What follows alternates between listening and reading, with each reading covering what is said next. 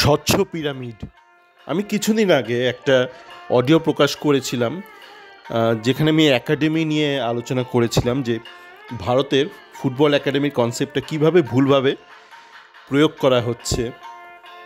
তো আজকে একটু আগে আমার চ্যাট ফোরামে এই ইউথ ডেভেলপমেন্ট একাডেমি নিয়ে একটু আলোচনা হচ্ছিল, আর আমাকে আরও অনেক একজন ফ্যান বলেছিল, বেশ কয়েকদিন আগে ইস্ট বেঙ্গল ফ্যান আমাকে বলেছিল ব্যক্তিগতভাবে যদি এই বিষয়টা নিয়ে আরেকটু বিশদে আলোচনা করি। তো দেখুন, এ বিষয় নিয়ে একটু আলোচনা করব। যদি আমি ওই অডিওটাতে অনেকটাই বলেছিলাম যে একাডেমিক সিস্টেম কেন কাজ করবে না ভারতবর্ষে। আমাদের আমি যেখানে রয়েছি, যেই দেশে, আমাদের এখানে এই বছর ওই দোলযাত্রার সময় একটা অনুষ্ঠান হয়েছিল, বাঙালির যে সংগঠন আছে তারা করেছিল। তো সেখানে আমাকে একজন জিজ্ঞেস করেছিল, একজন বাঙালি, যে আচ্ছা মানে আমরা কবে বিশ্বকাপ খেলতে পারবো, মানে ফুটবলে। আমি বলেছিলাম কোনো দিনই নয়। তার কারণ কি, মানে আপনি ধরুন কলকাতায় বসে আছেন, আপনি আমাকে জিজ্ঞেস করলেন, আচ্ছা দাদা আমি কখন দিল্লিতে পৌঁছাতে পারবো, বা আপনি আমাকে না, আপনি গুগলকেও জিজ্ঞেস করলেন।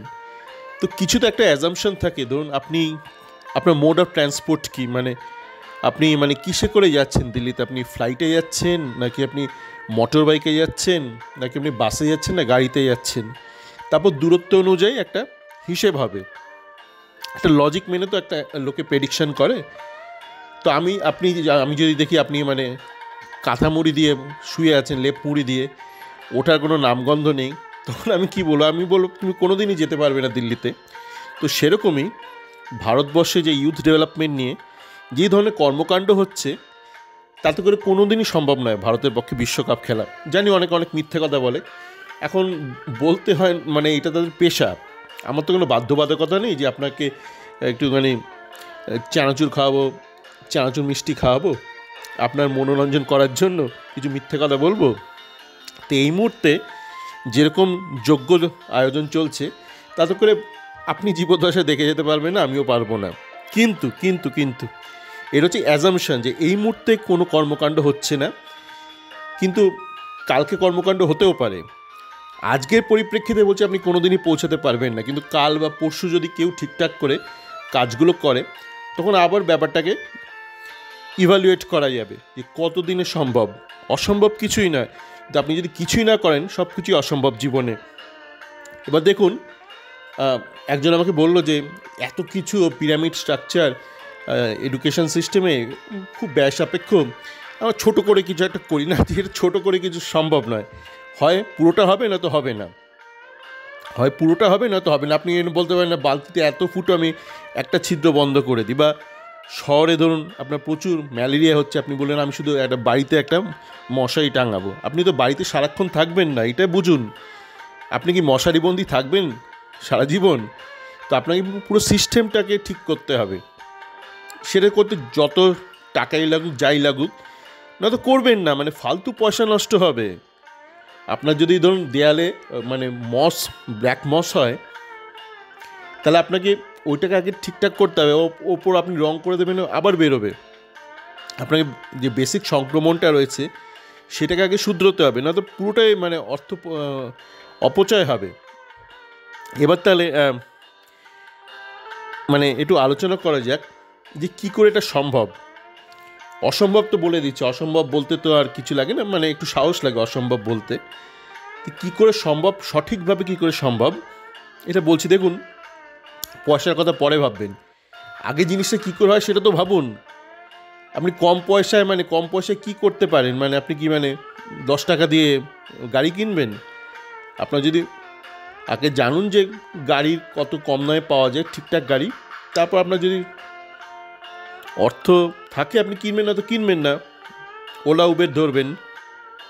এবার যে পিরামিড স্ট্রাকচার বলছি, আমাদের এইটা কিন্তু মানে কিছু রকেট সায়েন্স না। আমাদের যে কোনো মানে ফর্মাল এডুকেশন একটা পিরামিড স্ট্রাকচার আছে, মানে বেসে পিরামিড, মানে ট্রায়াঙ্গুলার। আপনার নার্সারিতে যত বাচ্চা ভর্তি হয় আপনার মাস্টার্স লেভেলে, তার থেকে অনেক কম হয়, গ্র্যাজুয়েশনে আরও কম হয়, মানে পিরামিডের মতন উঠতে থাকে।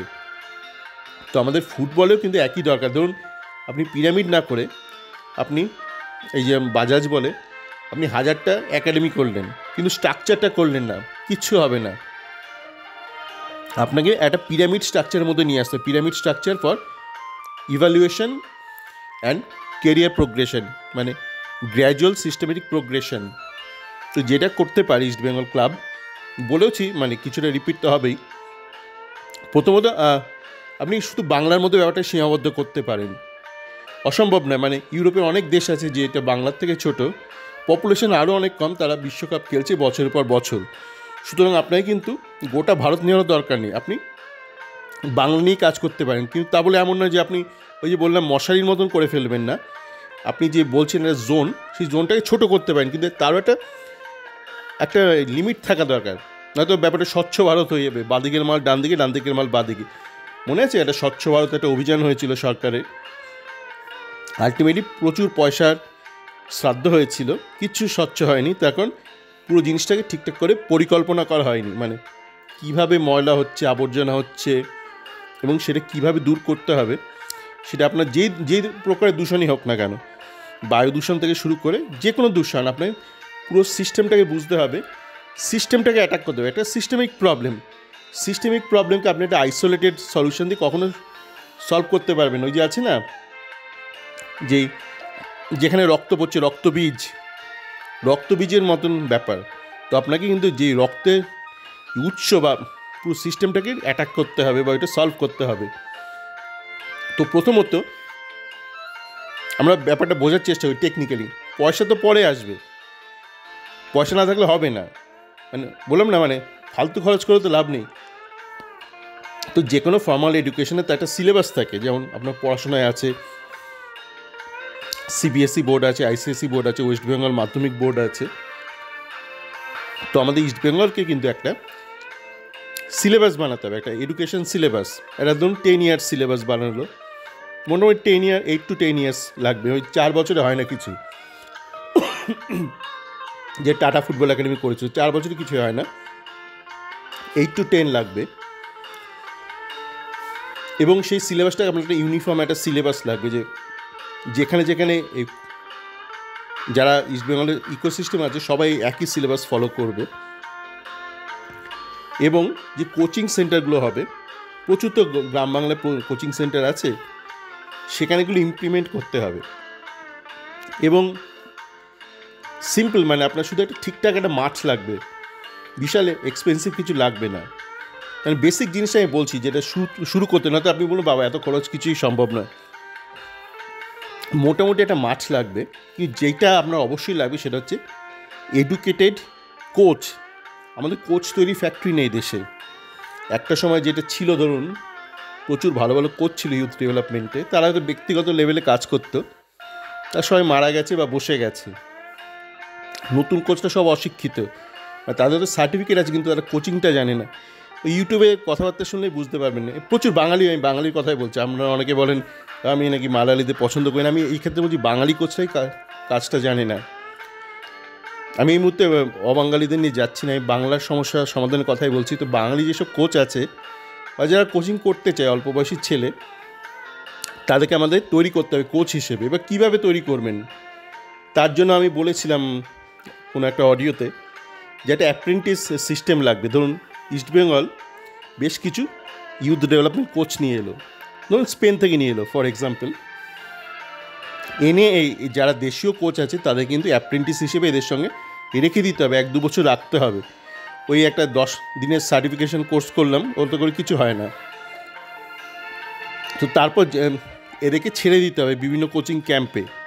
এবং এই কোচিং ক্যাম্প থেকে যেভাবে ইভ্যালুয়েশন হবে, ধরুন নিচের লেভেলে যে 8 বছরে যতগুলো ছেলে খেলবে, 10 বছরে তত খেলবে না, 12 বছর আরও কম খেলবে, মানে ছেকে আপনি ধরুন 8 বছরের বয়সের জন্য আপনি ধরুন 20,000 ছাত্র পড়াশোনার ব্যবস্থা করলেন, 10 বছর এটা কমিয়ে আনবেন। এরকম করতে করতে ফাইনালি আপনি যখন ওপরের লেভেলে আসবেন, তখন হয়তো আপনি 400টা ছেলেকে নিয়ে হ্যান্ডেল করছেন, মানে যে 16 বছরের ব্যাচটা, সেখানে তো আপনি 400 ছেলেকে নিয়ে হ্যান্ডেল করছেন কি 200 ছেলেকে নিয়ে। সেখান থেকে ফাইনালি আপনি একদম ফাইনাল সিলেকশন ব্যাচটা বার করলেন।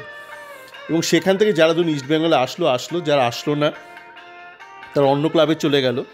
এবং সাইমালটেনিয়াসলি এটা যেহেতু আমি বলছি নর্মাল ডে স্কুল স্ট্রাকচারই রাখতে, সবাইকে তো ফুটবলার হতে হবে তার কোনো মানে নেই, মানে ফুটবল খেলে আপনার শরীর স্বাস্থ্য ভালো থাকবে, লোকে বিভিন্ন ফিল্ডে যাবে। সৌরভ গাঙ্গুলি তো ছোটোবেলায় ফুটবল খেলতো, কি মানে ফুটবলার হয়েছে এরকম প্রচুর লোক দেখবেন, ডাক্তার, ইঞ্জিনিয়ার, প্রফেসর, সায়েন্টিস্ট, ছোটোবেলা খেলতো, ফুটবল খেলতো। মানে ফুটবল খেললেই আপনাকে ফুটবলার হতে হবে এইটা করলে মুশকিল আছে। আপনাকে একটা এডুকেশন সিস্টেম রাখতে হবে, ইভ্যালুয়েশন সিস্টেম রাখতে হবে, গ্র্যাজুয়ালি টেপারিং একটা পিরামিড স্ট্রাকচার রাখতে হবে, এবং এইটাও সজাগ থাকতে হবে যে প্রত্যেকে যেন যে তাদের রেগুলার অ্যাকাডেমিক এডুকেশনে যেন নজর দেয়। সবার দ্বারা ফুটবল সম্ভব না, এটা কোনো দেশেই হয়নি, কোনো কালেই হয়নি। এইটা যদি রাখতে পারেন, এইবার আপনি খরচের জন্য আসুন। ইনিশিয়াল কোচ তৈরি খরচ, সেটার জন্য আপনি রাজ্য সরকারের সঙ্গে আলাপ আলোচনা করতেই পারেন, করা দরকার, মানে পুরোটা ইসমাইলের পক্ষে সম্ভব নয়। আবার কাউকে না কাউকে তো করতেই হবে, মানে এআইএফএফের হাতে রেখে দিলে কোনো দিনই হবে না, কোনো দিনই সম্ভব নয়, ওদের দ্বারা সম্ভব নয়, আইএফের দ্বারাও হবে না। তো পশ্চিমবঙ্গ সরকারের নিয়ে কিছু কিছু খরচ, যেমন ধরুন এই বিভিন্ন একাডেমি যে ছোটো ছোটো আমি বলছি না, মানে কোচিং সেন্টার, এটাকে আপনি ধরুন বেসিক জিনিসটা দিলেন, একটা খুব কম খরচের জার্সি দিলেন, বুট দিলেন। এবার এখানে কীভাবে পশ্চিমবঙ্গ সরকার সাহায্য করতে পারে, যে পশ্চিমবঙ্গ সরকার যে বিভিন্ন এমএসএমই গ্রুপগুলো আছে এগুলো তৈরি করে দিতে পারে। যেমন ধরুন কন্যাশ্রীতে যেই আমার যে সাইকেলটা দেয় না, সবুজ সাথী, জানি না এটা কোনটাতে সাইকেলটা দেয়, সেই সাইকেলটা কিন্তু এই মুহূর্তে পশ্চিমবঙ্গ সরকারে তৈরি করছে। বা জামা কাপড়গুলো, সাইকেলে জানি না, মানে পরিকল্পনা তো প্রথমত অন্য রাজ্য থেকে আনা হতো, তারপর পরিকল্পনা করেছে পশ্চিমবঙ্গেই করবে। জামা কাপড়গুলো আমি জানি যে বাচ্চাদের স্কুলে জামা কাপড় বুট টুট দেয়, সব স্থানীয় লেভেলে তৈরি হয় পশ্চিমবঙ্গ সরকারের বিভিন্ন এমএসএমইগুলোতে। তো এইভাবে যে বিভিন্ন কোচিং ক্যাম্পগুলো আছে, সেখানে যে বেসিক ইনফ্রাস্ট্রাকচার, বেসিক কিট, এগুলো তো স্থানীয় লেভেলেই বানানো যায়। তো এখানে সরকার আপনাকে সাহায্য করতে পারে। এইভাবে ব্যাপারটা করতে হবে। শুধু যেখানে কম্প্রোমাইজ করা যাবে না সেটা হচ্ছে কোচের প্রশিক্ষণ খুব দরকার, নয়তো পুরোটাই ব্যর্থ যাবে। আপনি 5 স্টার 5,000 একটা একাডেমি করুন না, একটাও এশিয়ান মানে প্লেয়ার বেরোবে না।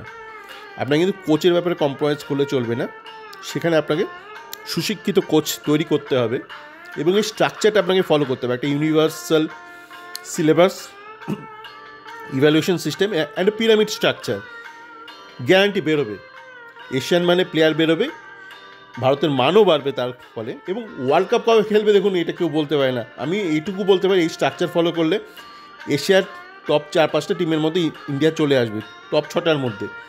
এবার টপ 6টা মানে যে সে ওয়ার্ল্ড কাপ খেলতে পারে তার তো কোনো মানে, সেখানে তো একটা কোয়ালিফিকেশন হবে। এই উজবেকিস্তান এখন ওয়ার্ল্ড কাপ খেলতে পারেনি, মানে আমি বলতে পারি এই স্ট্রাকচার ফলো করলে ইন্ডিয়া উজবেকিস্তান টাইপ হয়ে যাবে। তারপর ওয়ার্ল্ড কাপ কবে খেলবে সেটা অন্য ব্যাপার, কিন্তু এশিয়ান টপ যে দেশগুলো আছে সেই মানে পৌঁছে যাবে। এটা রকেট সায়েন্স নয়।